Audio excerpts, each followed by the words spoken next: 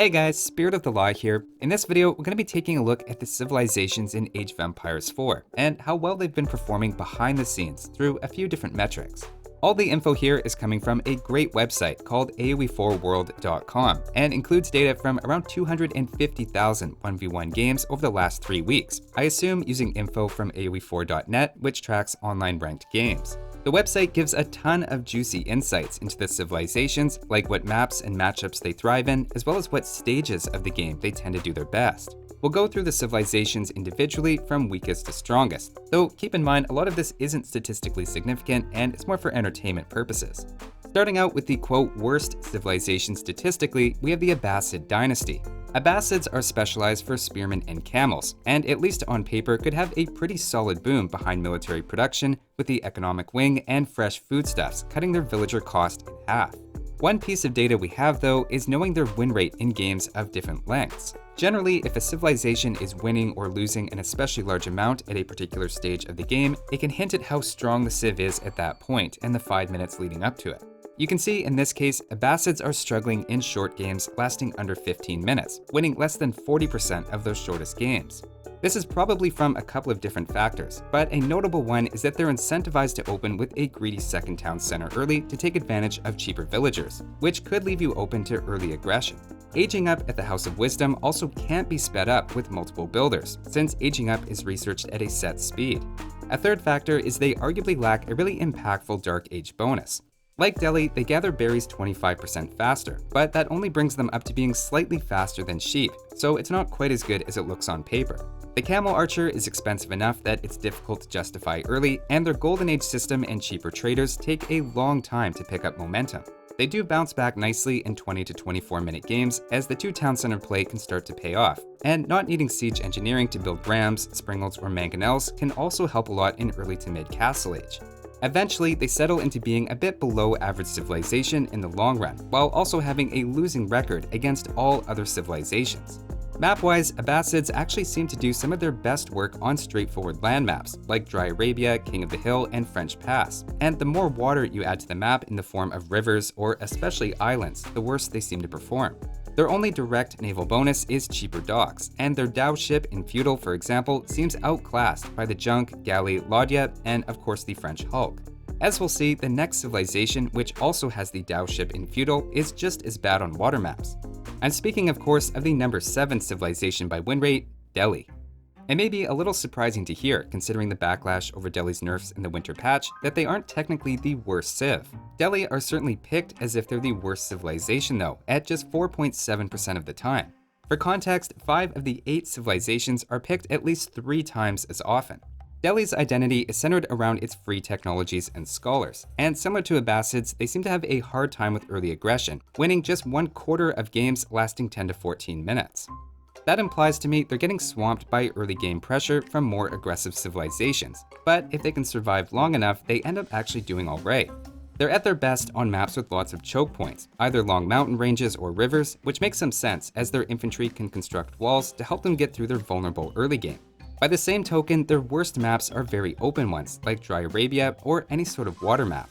Again, it feels like Delhi and Abbasids get weaker versions of ships that other civilizations have, and the Delhi's main water bonus of fishing ships firing arrows doesn't seem to offer much protection. One map they look surprisingly bad on is actually Black Forest, which theoretically checks all of their boxes as a non-water map with lots of choke points. But remember, Black Forest no longer has any sacred sites. Using scholars to grab those is a big part of Delhi's playbook, and it's an advantage they lose on that map specifically. Next up, at number 6, we have the Holy Roman Empire. Their build is an infantry and defensive civilization, but it seems they're not particularly good at defending early on. In fact, if you win a game lasting under 20 minutes with the Holy Roman Empire, you're really the exception to the rule. After 25 in-game minutes though, they start having some of the highest win rates of any civilization. That strong late game and ability to hold choke points plays well on maps like Black Forest or maps with rivers and other major bottlenecks like Boulder Bay and French Pass. Maps that involve mobility and where you're open to attack from all sides like Dry Arabia and King of the Hill likewise are their worst.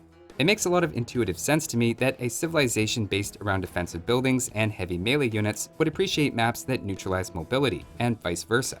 Notably, their poorest matchups are against civilizations that tend to feature cavalry early. though those also tend to be the strongest civilizations in general, and it's hard to tease those things apart. Moving on to number 5, we have the Chinese. This is a civ that's probably better in team games than 1 vs 1 at the moment, but unfortunately all we have is 1v1 data. They're labeled as a dynasty, gunpowder, and taxes civilization, though in practice they play more like a jack-of-all-trades civ. Similar to the other bottom 4 civilizations, it seems they have a hard time in short games, looking below average until about 25 minutes. Chinese hit their stride when they reach their gunpowder units, like Fire Lancers and Grenadiers, which work especially well in team games. We see that reflected in their high win rate on Black Forest and other choke point sort of maps, though interestingly they're also dominating water maps, with the best win percentage of any civilization on both Warring Islands and Archipelago at the moment. As you'd expect, their worst maps are the opposite, and tend to be very open land maps, where they're put in the position of having to defend early. Entering the top half now, at number 4, we have the English. They're actually the most popular civilization, probably because of their relatively simple game plan and reputation as a good civ for beginners. Unlike the bottom 4 civilizations we've seen, this time it's in the early game that they have the advantage, thanks largely to the Council Hall acting as 2 free archery ranges. That can be followed up with rams, which as a combination can take out an opponent quickly. Their extra town center arrows and villagers firing bows are also helpful when caught on the back foot and help survive any early aggression. As the game goes on though and you start to see more siege and heavily armored units, English do struggle a bit, and we can see them drop off in longer games. Their best maps are generally open ones, like Dry Arabia, and their worst tend to have some sort of water, either river choke points, ponds, or islands. Civilizations with early heavy units like Holy Roman Empire and French also tend to do a little better against English, while civs like Abbasids, Chinese, and Delhi that don't specialize in heavy units tend to do a little worse. Curiously, English are a slightly winning pick against the Rus, who are otherwise just ahead of the English on our list at number 3. Between horse archers, streltsy, passive gold from hunting cabins, higher food from bounty score, and greater wood income from fortresses, they end up getting a lot of value out of their population space. They also have some very strong landmarks, like Golden Gate helping to balance your economy, and Abbey of the Trinity letting you pick up relics before other players. Early on, the stats suggest they're fairly well balanced, with an interesting minigame of using scouts to race your opponent for hunts. It's a micro-intensive start that not everyone is going to love, but the stats show that if you can get through that tricky early period, they tend to perform quite well. They don't have any particularly bad matchups, with again Mongols being their worst, and are a pretty flexible civilization that can handle pretty much anything from water maps to open land maps like Dry Arabia. Their worst maps, in fact, tend to be fairly closed, which might sound counterintuitive as their greatest advantage appears to be in the late game. But remember, they rely on hunting and often use professional scouts to bring back deer. That's harder to do when your opponent has walled large sections of the map. Now, the next civ at number 2 is actually worse than Rus if you filter to above 1200 rating, and is really carried by how powerful they are for sub-1200 players. At number 2, we have the French. In this case, the story is pretty simple. Early game, they're very strong, getting a free stable through a landmark, self-healing knights, faster created villagers, and they save half the cost on their resource camps. Games can easily last under 20 minutes if a French player produces enough knights to overwhelm an opponent, though everyone does know the knights are coming, so you can expect some preemptive spearmen. Even in that case though, knights backed up by just a few archers can become a very difficult combo to deal with, at least in feudal age. As the game drags on though, the French seem to lose a lot of that momentum, despite their sturdy arbaletiers and the potential for stronger royal siege units that do extra damage. Their best maps are of course water, as their French hulk is the counter to other civilizations' feudal ships, but they also excel on open land maps, where their knights can make full use of their mobility.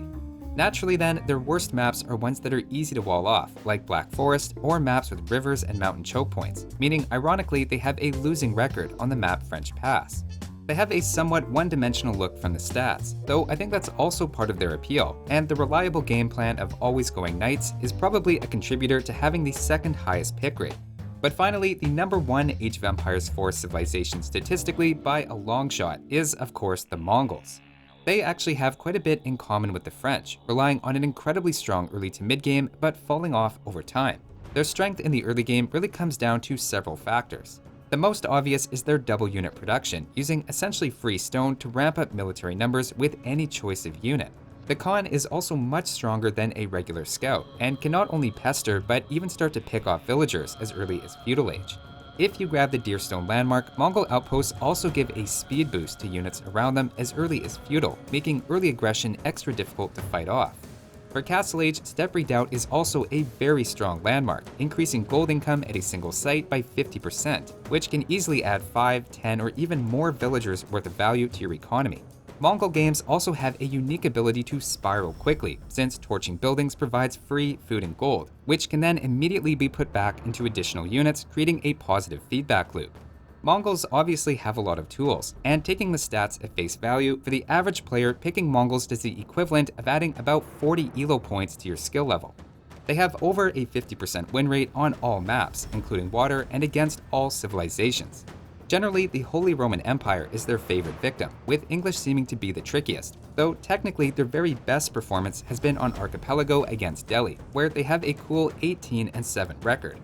Obviously, take all this data with a grain of salt, but hopefully that was an interesting look at all the different civilizations in the current balance. Thanks for watching, and I'll see you next time.